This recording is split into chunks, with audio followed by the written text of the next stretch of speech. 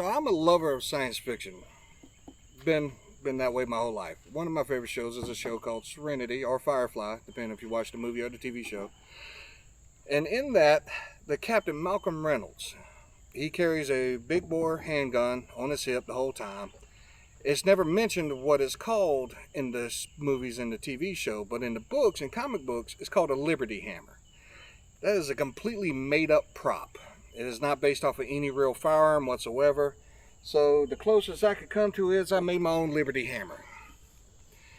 This is a Fightlite lower, and there's a Bear Creek upper, and 50 BEOWULF. And we're going to see what all it can do. Alright, I'm going to set your rifle up. So, if you can see, in 50 BEOWULF, you're basically shooting a pinky at somebody. It's a 50 caliber round, cut down to the same length will fit in a standard AR magazine. Supposedly, Special Forces wanted something with a lot more knockdown power than 5.56 and 300 Blackout, so they put it out there, and that's what the calibers 458 SOCOM, 50 BEOWULF, and all of those came to be. And I don't know if militaries actually picked it up, Special Forces ever used them, but hog hunters love these. They're not long distance shooters, 200, 300 yards maybe max, but it's a lot of kinetic energy on target. Now, I've seen them in rifles all day long, but never in the handgun.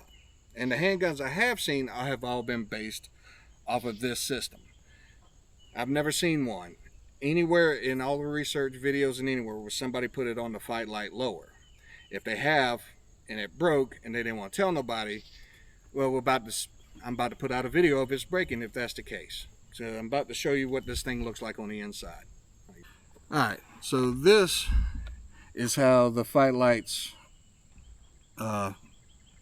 bolt carrier system works.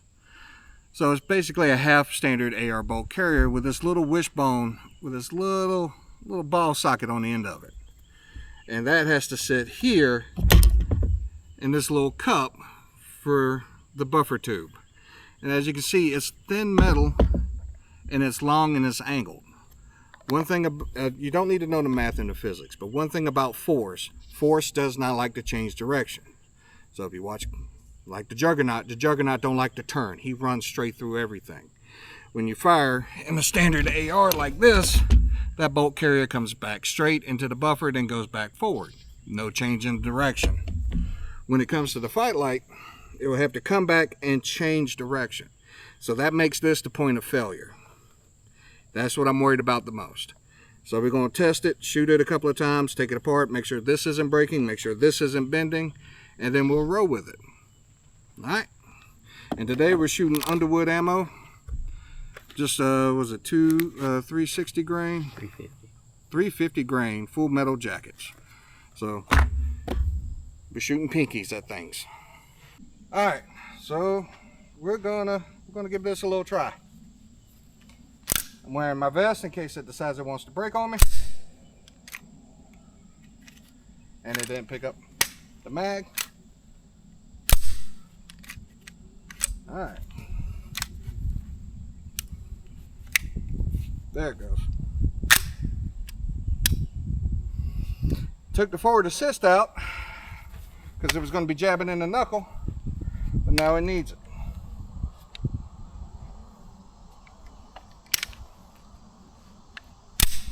There it goes.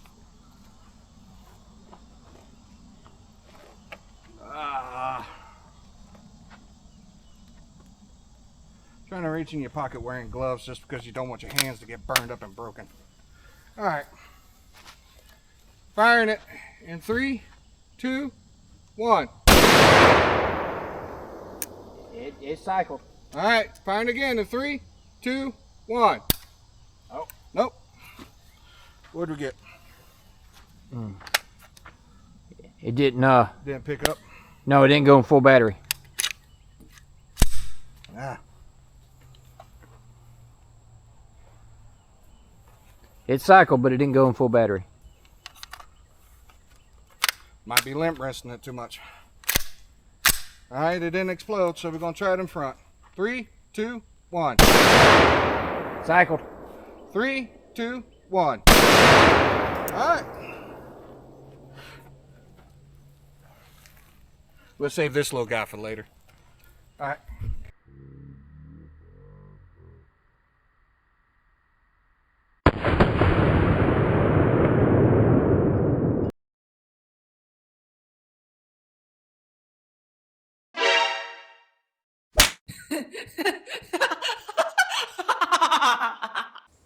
All right, off camera, me and my brother had this little discussion because we both shot 12 gauge pistol grips with 1 ounce slugs one-handed. They hurt, but we were able to hold on to them. But he came up with why it's so hard to hold on to this one-handed, because of the bolt carrier group. The action's back here. When a shotgun's action stops right about here, so it's coming all the way back and twisting out the wrist just enough where it's hard to hold on to. And like I said, if you ain't got your finger out the way after that first shot, you could set the trigger off and making it fire again. We ended up with that negligent. Yeah, because all the pressure, all the force is coming back into the handle. Unlike my old TAC 14, where all the force is right here and it ends, and it's a straight back motion. This one here is all the force is coming down at an angle, and it's in that wrist instead of in the elbow. So now we're going to set up and try to shoot some other stuff and actually enjoy it, because it's starting to hurt us. There was only one man for the job. Certified Badass.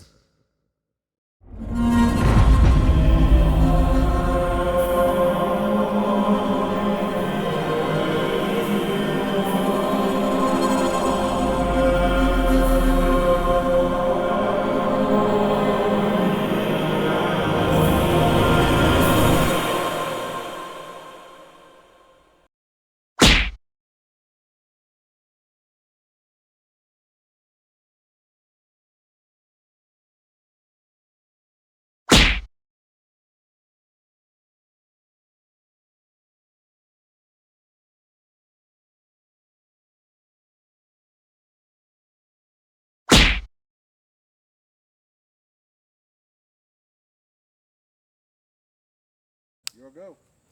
See if I can eyeball this thing. Good. Ah, too high, too low.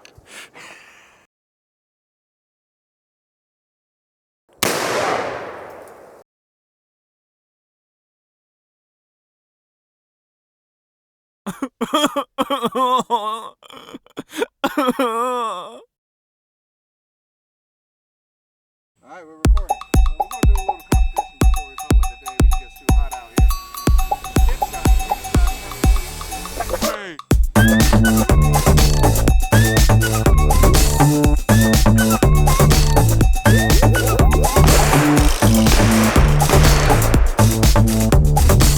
You know, able to put the magazine in correctly. All right, from the hip, 3 cans. Safety off. High. Nope. Still 0. Ow.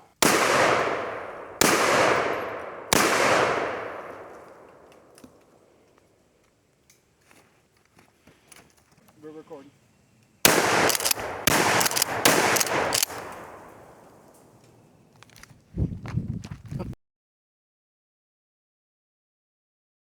Are you recording?